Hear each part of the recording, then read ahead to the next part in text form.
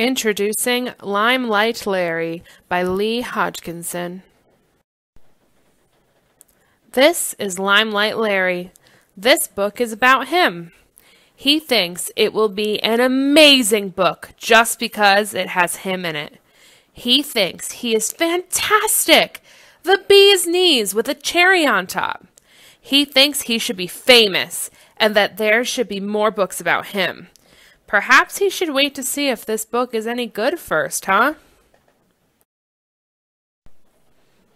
Suddenly, Limelight Larry spots something out of the corner of his eye.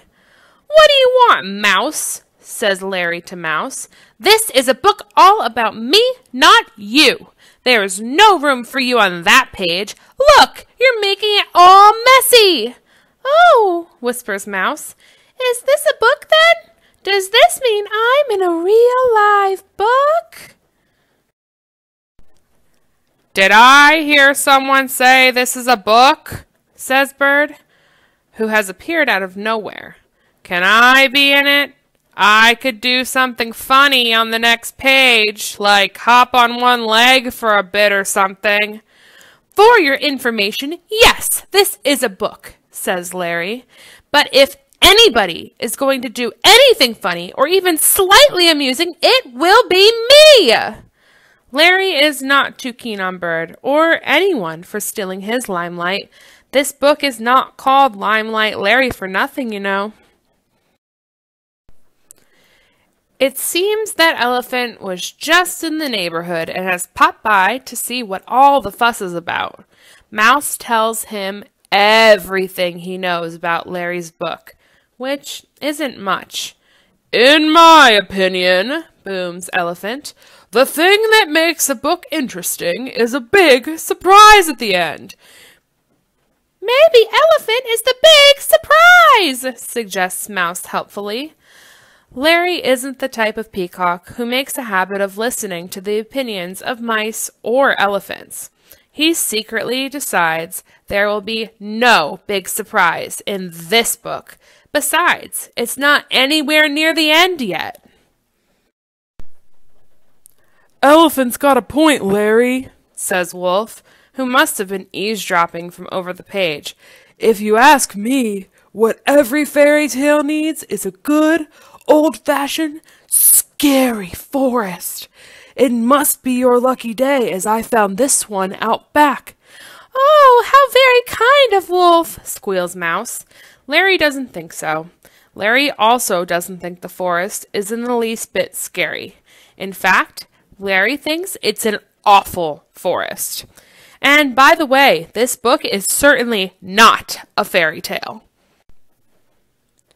With his snooty beak firmly in the air, Larry doesn't even notice that Bear has arrived. Everyone knows that bears love woodland tea parties. Bear looks at his watch. He is hoping that the other tea party guests won't be too late to be in the book.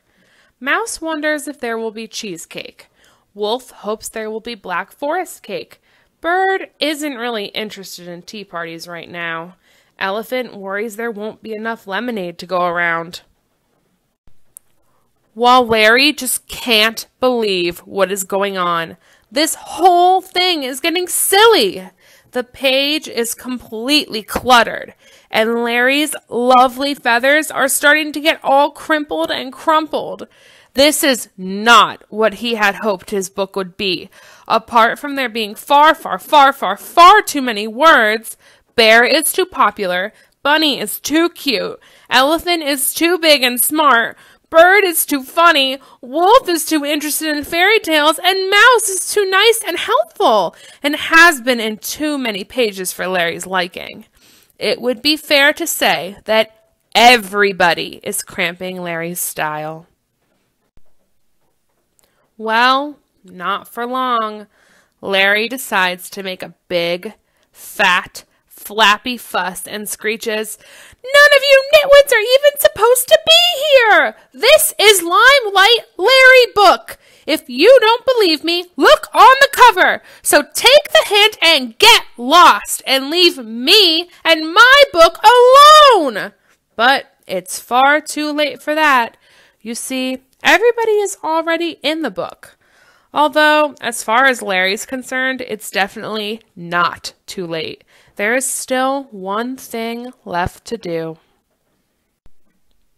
Take up the whole page himself and show off.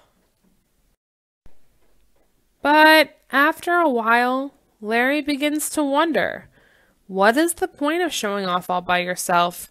It's certainly not much fun.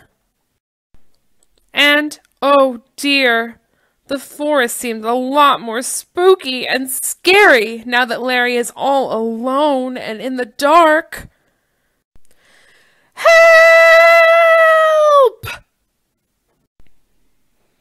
Well, it looks as though Elephant was right. This book does have a big surprise at the end. But who would have guessed the big surprise is Limelight Larry happily sharing the very last and most important page with everyone. Well, perhaps not the very last page. Thanks for reading my book, but shh, don't read it so loudly. I'm not even supposed to be on this page, you know. The end.